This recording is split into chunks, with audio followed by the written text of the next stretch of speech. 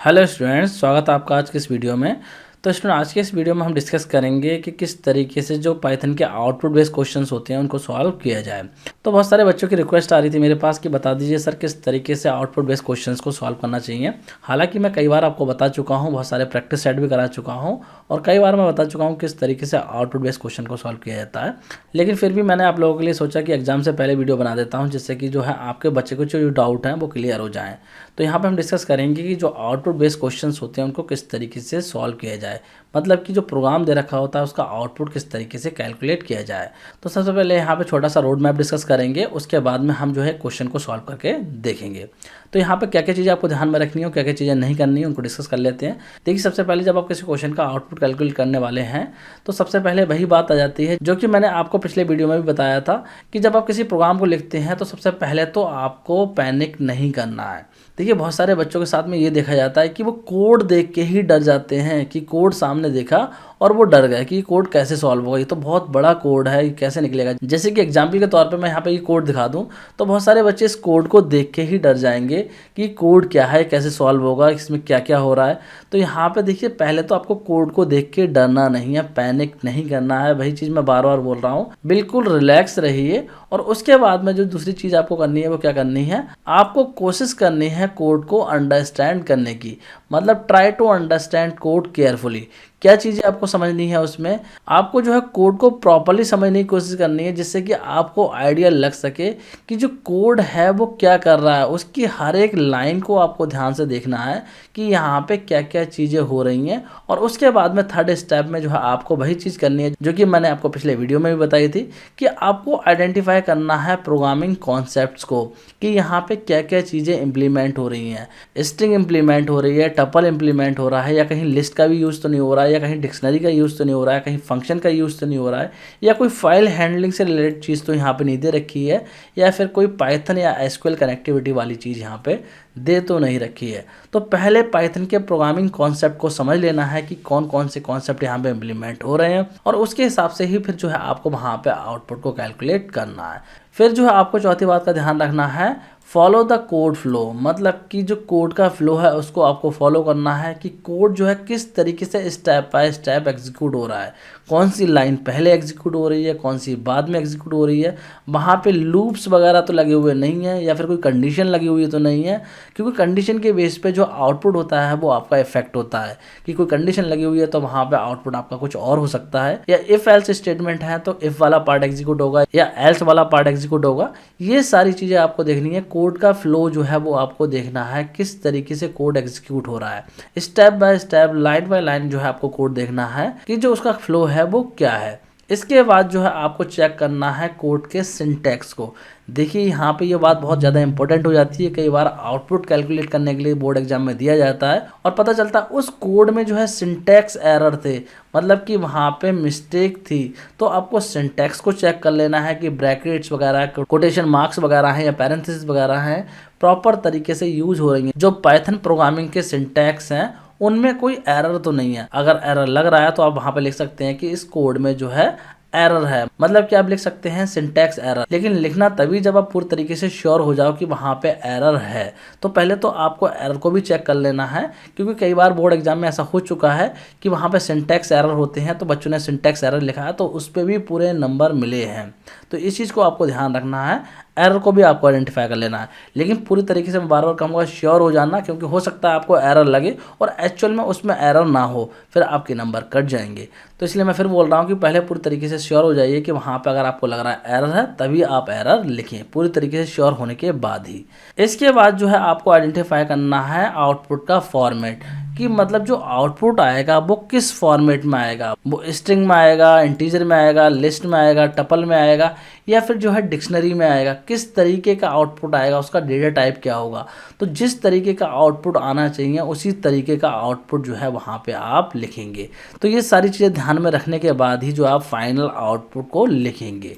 तो मुझे लग रहा है ये चीज़ आपको समझ में आ गई होगी किन किन चीज़ों को आपको ध्यान रखना है और क्या चीज़ें करनी है और क्या चीज़ें नहीं करनी है। तो चलिए यहाँ पे जो है एक प्रोग्राम को ले लेते हैं और उसका आउटपुट कैलकुलेट करके देखते हैं। तो यहाँ पे मैंने आपको दिखाया ये प्रोग्राम, इसका आउटपुट कैलकुलेट करने की कोशिश करते हैं। तो सबसे पहले हम जो है यहाँ पे इस कोड को समझने की कोशिश करते हैं कि इस कोड में हो क्या रहा है। तो देखिए यहाँ पे इस कोड को देख के हमें पहली बात तो ये पता चल रही है कि यहाँ पे एक फंक्शन लिखा हुआ है जिसका नाम है डिस्प्ले, और डिस्प्ले के नाम से फंक्शन है, और यहाँ पे देखिए एक पैरामीटर पास किया हुआ है str के नाम से।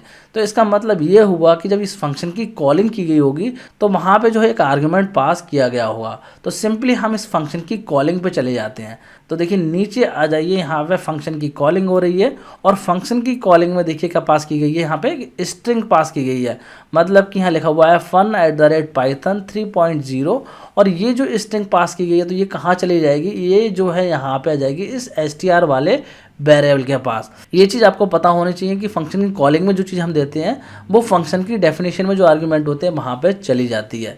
ये चीज़ मैंने फंक्शन वाले चैप्टर में बहुत अच्छे से समझा रखी है, अगर आप लोगों ने वो चैप्टर देखा होगा तो आपको ये चीज़ पता होगी। अब आ जाते हैं इस फंक्शन की डेफिनेशन में।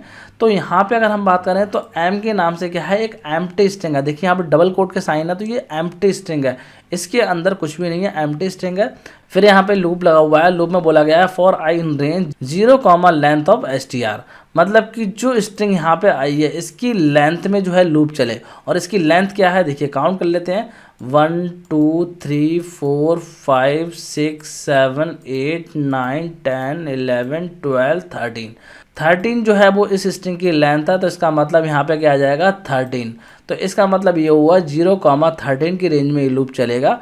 टोटल 12 टाइम आपका ये लूप चलने वाला है। अब इसके अंदर की बात कर लेते हैं। तो यहाँ पे देखिए बोला गया है if str i dot is upper, मतलब कि str के i इंडेक्स, तो i के पास में फर्स्ट टाइम में जब ये लूप चलेगा तो वैल्यू क्या आएगी, सबसे पहली बार में आएगी 0, क्योंकि 0 से लेके 13 तक की रेंज में चल रहा है तो पहली बार में 0 आएगी।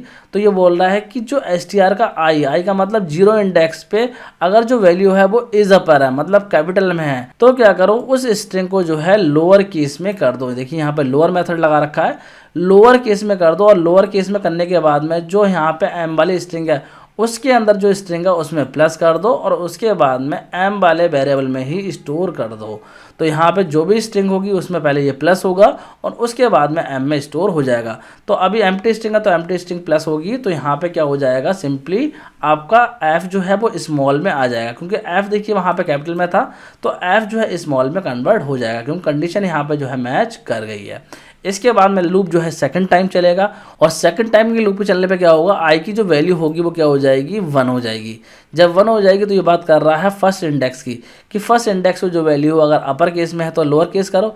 तो अपर केस में देखिए फर्स्ट इंडेक्स पे वैल्यू नहीं है, यहाँ पे है लोअर केस में, तो ये वाली कंडीशन आपकी ट्रू नहीं होगी। फिर यहाँ पे देखिए सेकंड वाली कंडीशन चेक होगी, ये बोल रहा है कि अगर वो लोअर केस में है तो उसको अपर केस में कर दो, और उसके बाद में जो एम के अंदर स्ट्रिंग है उसमें प्लस करो, और उसके बाद में एम में स्टोर कर दो। तो इसका मतलब क्या हुआ, यू कैपिटल में हो जाएगा और यहाँ पे स्टोर हो जाएगा। तो अब स्ट्रिंग क्या बन जाएगी, एफ यू, मतलब एफ तो स्मॉल था और यू कैसा हो जाएगा, कैपिटल।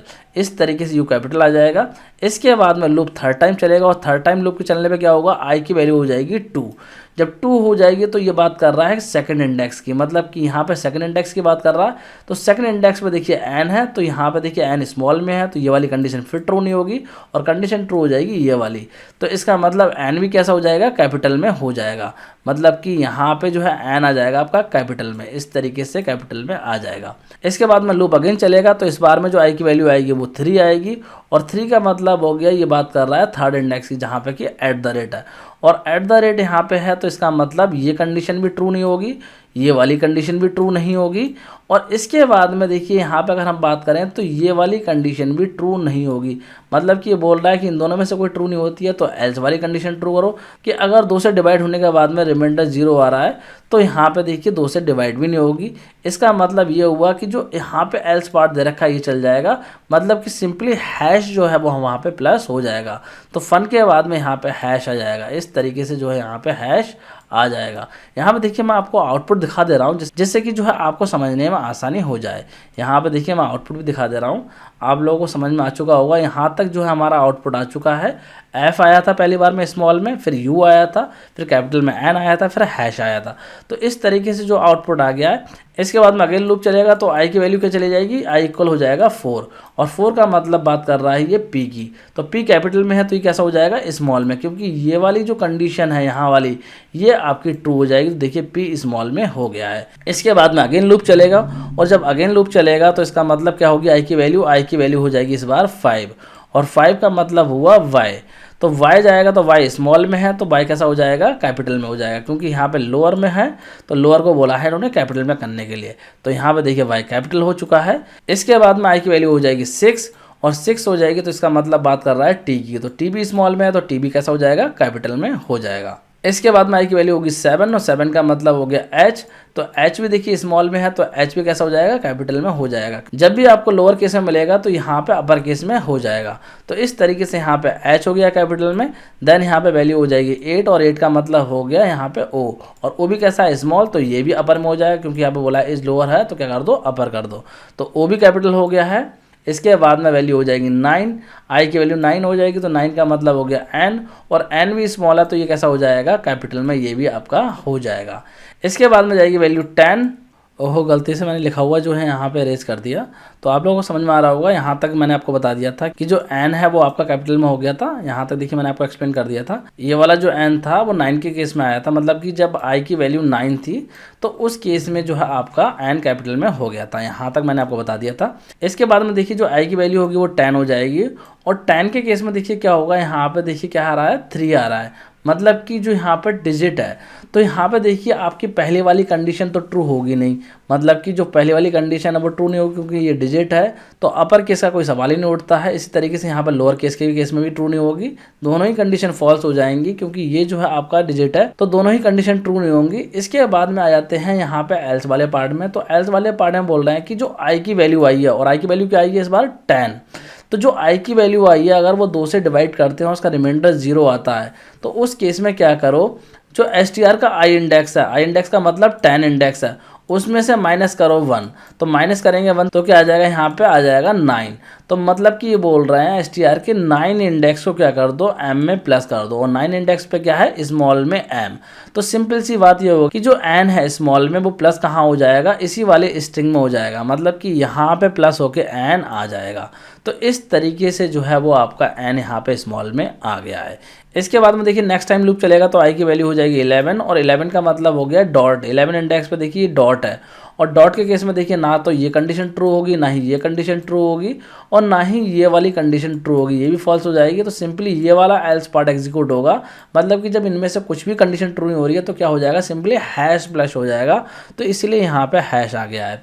इसके बाद में जो है यहाँ पे वैल्यू क्या हो जाएगी, आई की 12, और 12 का मतलब हो गया इस जीरो की बात कर रहा है, तो जीरो क्या है, डिजिट है, तो डिजिट के केस में ये कंडीशन भी ट्रू नहीं होगी, ये वाली कंडीशन भी ट्रू नहीं होगी, और इसके बाद में ये वाली कंडीशन टेस्ट होगी कि यहाँ पे जो i की वैल्यू आई है अगर वो 2 से डिवाइड होने के बाद में रिमाइंडर 0 रह रहा है तो क्या करो, str i इंडेक्स में से -1 कर दो। तो देखिए 12 है इस टाइम i की वैल्यू, इसको 2 से डिवाइड करेंगे तो रिमाइंडर 0 आ जाएगा, तो मतलब कि i 12 है, और इसमें से माइनस करेंगे 1 तो मतलब कि 11, और 11 इंडेक्स पे क्या है, 11 इंडेक्स पे है डॉट, तो डॉट जो है वो यहाँ पे प्लस हो जाएगा इस स्ट्रिंग में। तो इस तरीके से देखिए यहाँ पे डॉट प्लस हो चुका है। तो इस तरीके से ये जो है फाइनल स्ट्रिंग बन जाएगी, मतलब कि जो m वाला वेरिएबल है इस m वाले वेरिएबल के पास में ये फाइनल स्ट्रिंग आ जाएगी, ये वाली फाइनल स्ट्रिंग आ जाएगी, और इसको प्रिंट करा जा रहा है। तो जब प्रिंट करेंगे तो ये आउटपुट आएगा। तो आपको जो है फाइनल आउटपुट यही लिखना होगा अपने एग्जाम में। अगर इस टाइप का क्वेश्चन आता है तो इसी तरीके से जो है आपको यहाँ पे क्वेश्चन को सॉल्व करना होगा, मतलब कि एक एक कॉन्सेप्ट को आपको समझ लेना है, लाइन बाय लाइन जो है कोड को एग्जीक्यूट करना है, और उसके हिसाब से जो कंडीशन है उनको एग्जीक्यूट करते हुए चले जाना है, और उसके हिसाब से जो आउटपुट आएगा वो आउटपुट आपको लिख देना है। तो इस तरीके से फाइनल आउटपुट आपका ये आ गया है। मुझे लग रहा है आप लोगों को क्वेश्चन समझ में आ गया होगा, और साथ ही साथ आपको समझ में आ गया होगा कि किस तरीके से जो है आपको आउटपुट को कैलकुलेट करना होता है, मतलब कि जो आउटपुट पर बेस्ड क्वेश्चंस होते हैं उनको किस तरीके से आपको सॉल्व करना है। यहाँ पे पूरा रोड मैप मैंने आपको बता ही दिया है कि किस तरीके से जो है आप आउटपुट बेस्ड क्वेश्चन को सॉल्व करेंगे। तो मुझे लग रहा है आप लोगों को काफी हद तक डाउट क्लियर हो गए होंगे। तो स्टूडेंट इसी के साथ जो है आज के इस वीडियो को एंड करते हैं, और आपके एग्जाम के लिए ऑल द बेस्ट। अच्छे से एग्जाम को कीजिएगा, बिल्कुल रिलैक्स माइंड से जाइएगा, बहुत ज़्यादा टेंशन लेने की ज़रूरत नहीं है, बिल्कुल रिलैक्स होकर जो है पेपर को कीजिएगा। आप ये मान के चलिएगा कि आपको सब कुछ आता है, बहुत रिलैक्स होकर अच्छे से क्वेश्चन को समझना और उसके बाद में जो है आप उसको आंसर करना। तो ऑल द बेस्ट सभी बच्चों के लिए। तो चलिए स्टूडेंट आज के इस वीडियो को यहीं पे एंड करते हैं। Thanks for watching.